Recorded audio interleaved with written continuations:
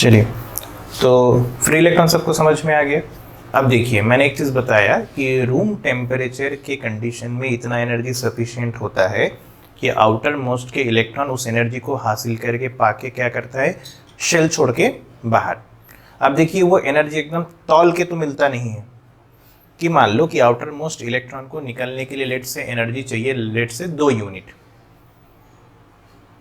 ठीक, 2 unit energy, unit मतलब कुछ भी है, इतना इलेक्ट्रॉन वोल्ट एनर्जी चाहिए वटेवर, तो 2 यूनिट एनर्जी चाहिए। पर रूम टेम्परेचर की कंडीशन में उसको मिल गया मान लो 4 यूनिट एनर्जी। कितना एनर्जी मिल गया? 4 यूनिट। तो 2 यूनिट किस में खर्चा हुआ है? बाहर निकलने में, क्योंकि उसको बाहर निकलने में कितनी एनर्जी चाहिए था? 2 यूनिट एनर्जी चाहिए था। तो उसने 2 यूनिट एनर्जी खर्च करके कहाँ चला गया? बाहर। लेकिन उसको मिला कितना एनर्जी था? 4। तो बचे हुए 2 यूनिट का वो क्या करेगा? अपने पास रखेगा। किस फॉर्म में रख सकता है? In a form of kinetic energy, यानी कि उसके पास रफ्तार होगा। जब वेलोसिटी होगा किसी चीज के पास, जब वेलोसिटी होती है तो उसके पास कौन सा एनर्जी एसोसिएट हो जाता है? Kinetic energy. हाफ एम भी इसको, सिंपल सी बात है। Are you getting my point? Simple सी बात ये है कि जो आउटर मोस्ट इलेक्ट्रॉन था उसको रूम टेम्परेचर में जो हीट एनर्जी अवेलेबल है वो एनर्जी उसने हासिल किया, उसमें से कुछ अमाउंट में उसका कंज्यूम हो गया, यूटिलाइज हो गया, क्या करने में? शेल छोड़ के बाहर निकलने में। और बचा हुआ जो एनर्जी है वो भी उसी के पास है इस वक्त। किस फॉर्म में अवेलेबल है? In a form of kinetic energy. Am I clear? यानी कि उसके पास कुछ ना कुछ रफ्तार होगा या फिर वेलोसिटी होगा। और इस रफ्तार या इस वेलोसिटी को हम लोग क्या बोलते हैं? Thermal velocity. क्या बोलते हैं?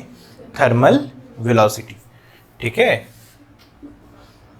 Thermal velocity.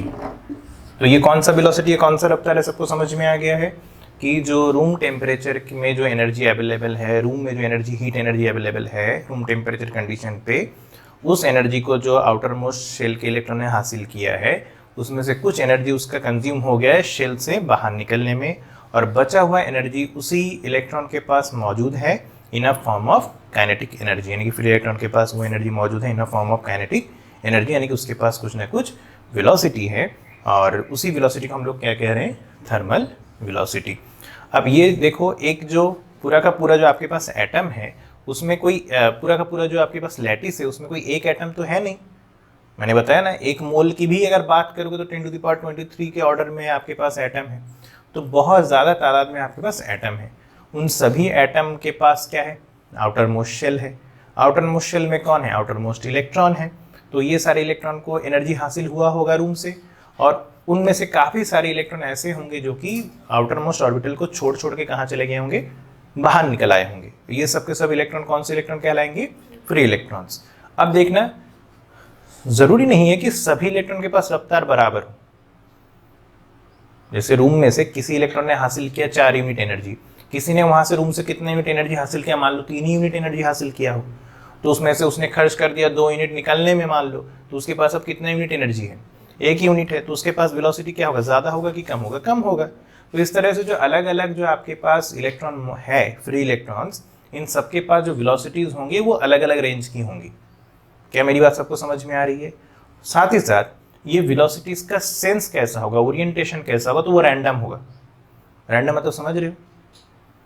कोई इलेक्ट्रॉन जो है, मान लो ये पूरा लैटिस है आपके पास, कोई इसमें से कोई एटम में से इलेक्ट्रॉन निकला, मान लो ऊपर की तरफ भाग रहा है इस वक्त, कोई इधर भाग रहा है, कोई इधर भाग रहा है, कोई नीचे की तरफ भाग रहा है, तो अलग अलग रैंडम डायरेक्शन में तीतर बीतर होकर ये लोग भागा दौड़ी कर रहे होंगे। ये चीज़ पहली बार आप नहीं सुन रहे हैं। ये सिमिलर चीज़ों के एक्टिविटी या कहानी आपने तब भी पढ़ा जब हमने केटीजी पढ़ाया था, काइनेटिक थ्योरी ऑफ गैस। तब भी यही कंसेप्ट था, याद करो। जो गैसेस मॉलिक्यूल्स थे, मैंने बोला था कि वो एनर्जी हासिल करेगा बाहर से, रूम से, है ना, और वही एनर्जी के दम पे वो क्या कर रहा होगा? रैंडम रैंडम भाग रहा होगा शुरुआत में।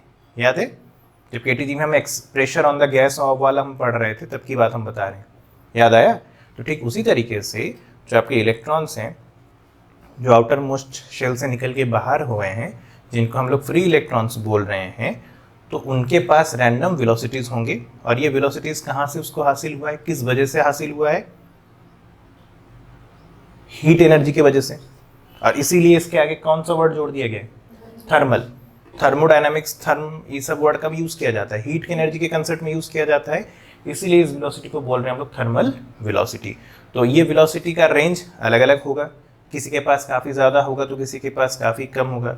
कोई इलेक्ट्रॉन ऐसा भी हो सकता है बस निकल के बाहर ही आ पाया है विद जीरो वेलोसिटी, उसके पास कोई भी extra amount of kinetic energy ना हो। समझ पाए?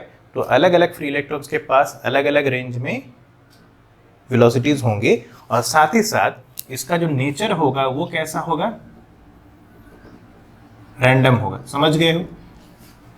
तो दिमाग चलाइए, क्या रैंडम वेलोसिटी करंट होगा?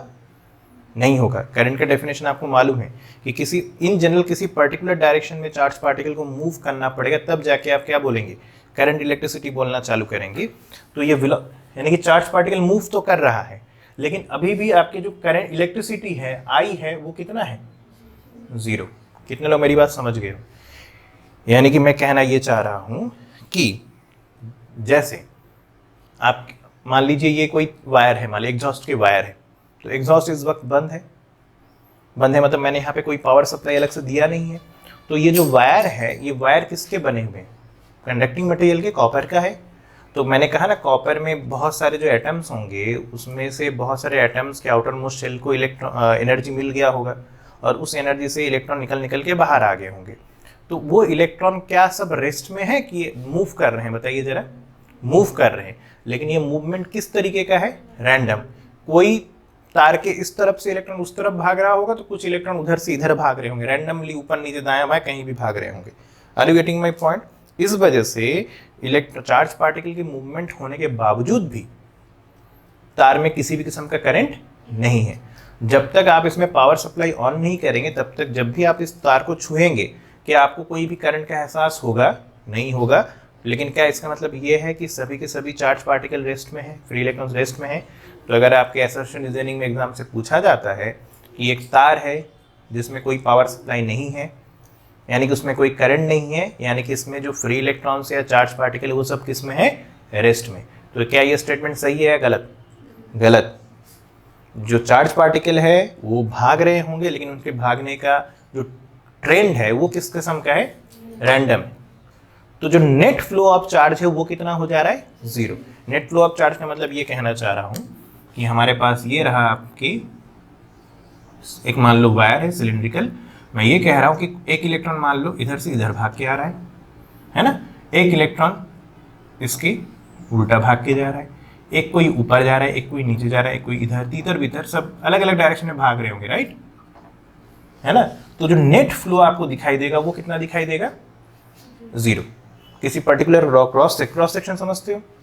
ये जैसे ये तार है मान लो, इसको अगर मैं काट दूं, इसके